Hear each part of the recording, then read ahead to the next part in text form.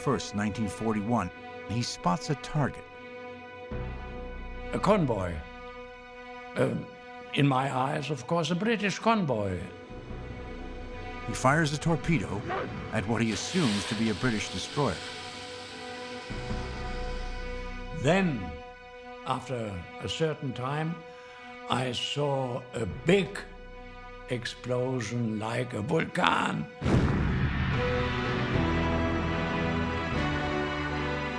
But the destroyer Top has sunk is the USS Reuben James, technically a neutral ship. It is a mistake Top will never forget. After the war, I heard more than 100 men were killed in the fire, in the explosion, in the cold water, and that I never forget in my life. It is like a shadow that is lying over my life.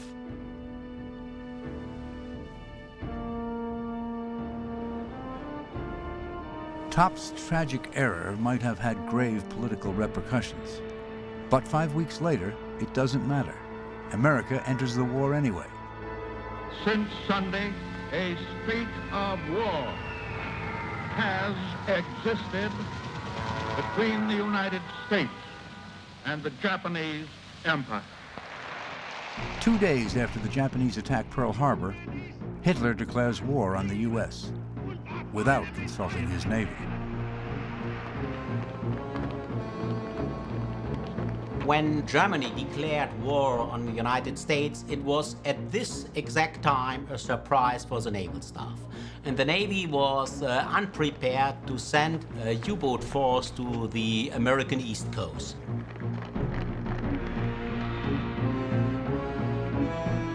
Dönitz has only 5 U-boats available, but he wants to attack as quickly as possible before the Americans have a chance to organize convoys.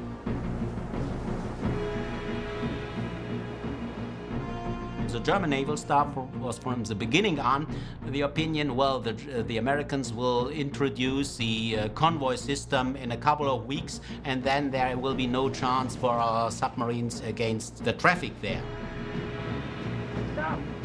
But weeks become months, and still there are no convoys. The United States Navy and the United States generally was unprepared for their onslaught.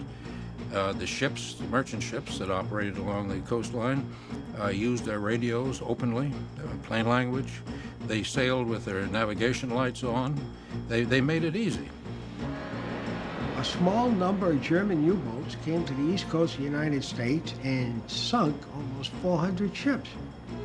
And that was the most massive military defeat the U.S. Navy has ever suffered. As the sinkings mount, the British press the U.S. to protect its coastal shipping with convoys. But Navy Commander Admiral Ernest King refuses. He held to the view that a convoy that was not well defended, was not well equipped, was worse than no convoy at all.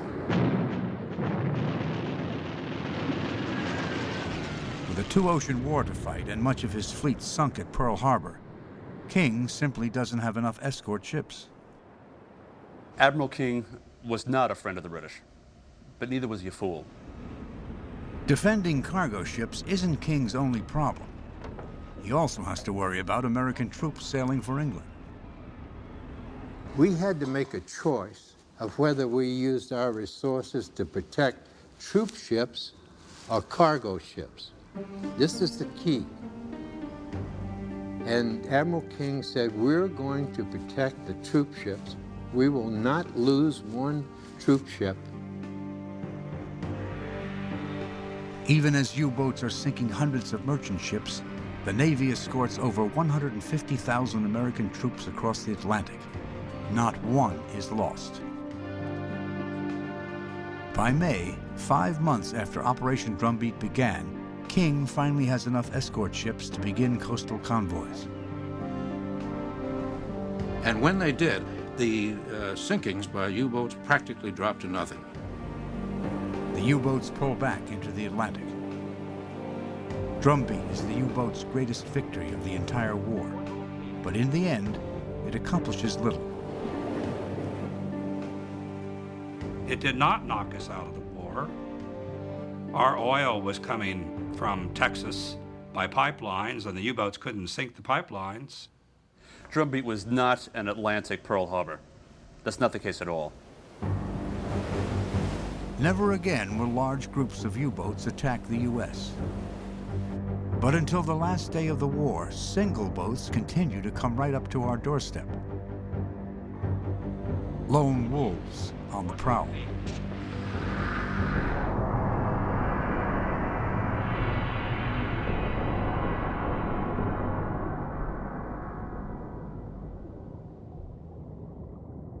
"757 German U-boats were sent to the bottom during World War II. The vast majority in waters far too deep to dive.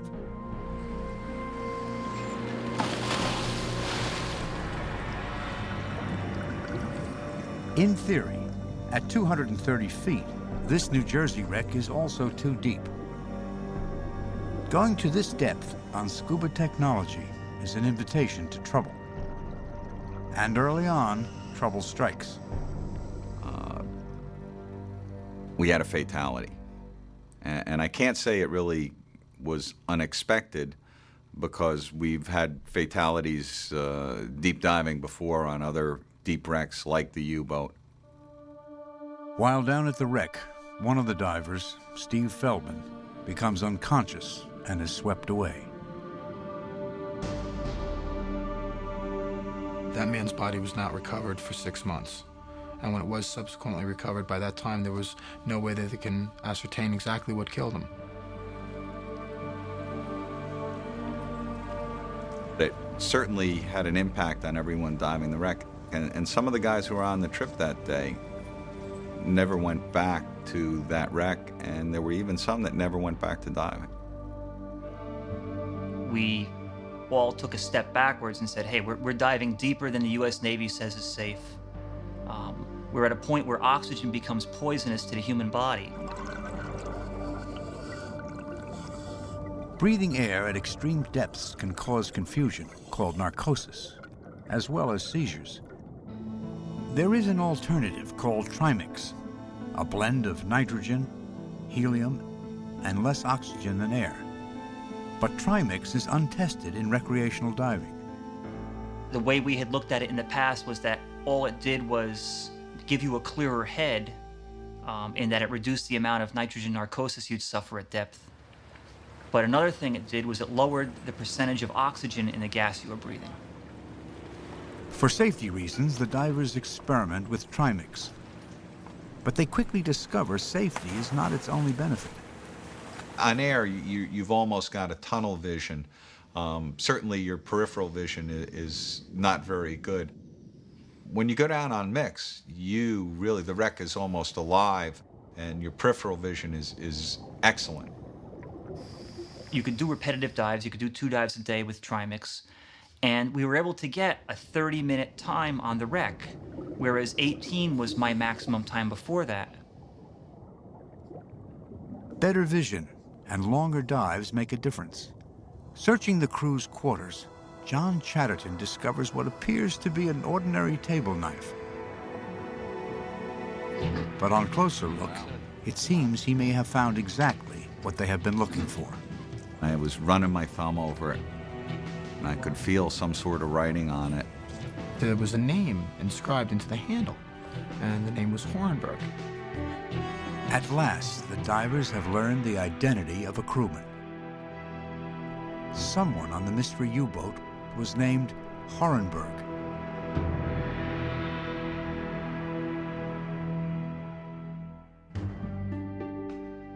Whoever Hornberg may have been, he was one of 45,000 men who served in U-boats. Allied propaganda portrayed them as fanatical Nazis, but this was more myth than reality. Membership in the Nazi Party was prohibited if you were on active duty. You had to yield your membership in any political party. Most were in their teens or early 20s, and had started out full of romantic notions of adventure at sea. Not all were volunteers, but theirs was a service with a mystique. U-boat crews got the best treatment, the best food, the best pay, better promotion potential, and the image of an elite service developed within the minds of the German public and within the minds of those who served aboard German submarines. You know, when we came back, there was a big show in the harbor. Flowers and ladies welcoming us. And what the submariners did on board became present to the whole population in Germany. Darunter befanden sich etwa 200 Tanker mit fast 1,5 Millionen Bruttoregistertonnen. Newsreels made with actual combat footage were used to glorify the U-boats. But the newsreels never told the terrible truth about the odds of survival. Nearly 70% of the men who went to sea in U-boats died in them. Some 28,000 men shared the same fate as Horenberg.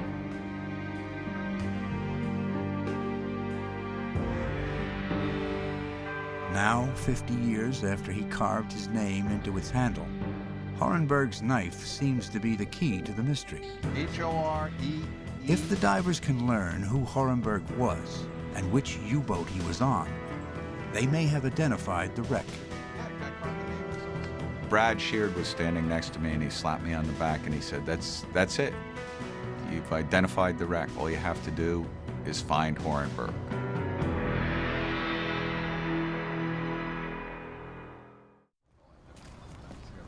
To learn more about Horenberg, John and Richie travel to Germany. They take their evidence to the U-boat archive in Altenbruck, run by U-boat veteran Horst Bredau. Mr. Bredau. Hello? I'm John Chatterton. Hello? Yeah. We're the divers who... we already had contact? No, I don't believe so. No. He found a U-boat off the coast of New Jersey. We must look for it. We must have a look for it. We go first upstairs to look for the boats, yeah? Bredau's archive is the most complete source of information in the world concerning Germany's U-boats and the men who sailed them. There's a history of all 1,171 boats. I will not say that the history is complete, but almost complete. We have some objects that we'd like to share with you. The first piece of evidence here, this is a schematic diagram, and here, of course, it identifies it as a Type 9C, Deschemag Bremen. Do you have an idea what boat it could be? Yes, Richie, the knife? Sure. One of the things that we'd found off the wreck was this knife. You see on the alphabetical list of the killed men. Bredau's records include a file on each boat, as well as a list of all the men who died in U-boats. Horenberg. Remarkably, Bredau finds there was only one man named Horenberg in the entire U-boat service. His first name was Martin. Look, Horenberg, Funkmeister. These are alphabetically listing of all killed men. Yeah, and there's only one Horenberg. Only one Horenberg. Is the spelling the same on the knife? Yeah, the same. It's just the same. It turns out that Martin Horenberg served on several U-boats. The boat he died on was U-869. But according to Bredau, 869 cannot be the mystery wreck. Horenberg was a crew member of 869, and this is the boat sheet of U-869. And here you see, it was lost at the 28th of February 1945 in the Middle Atlantic, near Rabat. The record shows that U-869 was sunk off North Africa, near the entrance to the Mediterranean Sea. The records record that as off of Gibraltar, right? Yeah, or it North Africa. Cannot be at the shore or at the coast of New Jersey. It seemed pretty conclusive that this submarine with the U-869 is sunk off Gibraltar. So how did Horenberg's knife get on this submarine? We thought that maybe someone stole Horenberg's knife, maybe he gave it to a friend, maybe Horenberg was transferred. All we know is that we have a German U-boat with a knife with the name Horenberg on it, And there was only one guy named Hornberg in the whole German Navy. What seemed